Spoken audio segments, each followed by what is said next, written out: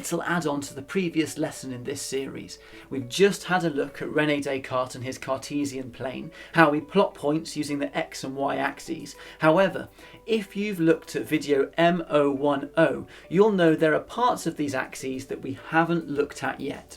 We worked on something that looks like this, but as you know, numbers don't stop at 0, they carry on, mirrored as negative numbers. This means that these axes extend beyond 0 and can look like this. Don't worry though, because plotting on these axes is exactly the same as when we didn't have the negatives. You still read the x, the horizontal coordinate first, and the y, the vertical coordinate second, i.e. the point -3, 4, goes here. -3 on the x, 4 on the y. Here is -3, 4. The key things I really want you to pick up from this lesson are firstly that these extended axes exist, going into the negatives infinitely. The second thing is that there are some key terms for parts of these axes that you do need to try and remember. The origin. The origin is the point where the two axes intersect. That means they cross over, and it's at the point 0, 0. The origin.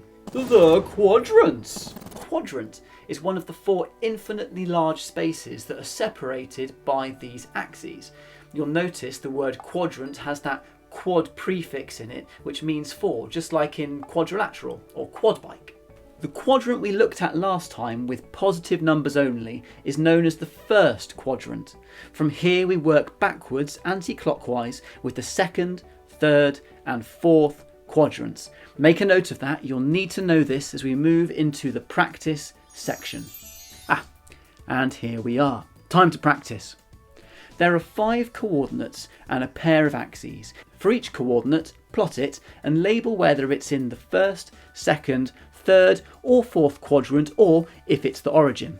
Pause the video and have a go. The answers then. Remembering the quadrants are labelled like this. 5, 2 goes here, and that's in the first quadrant.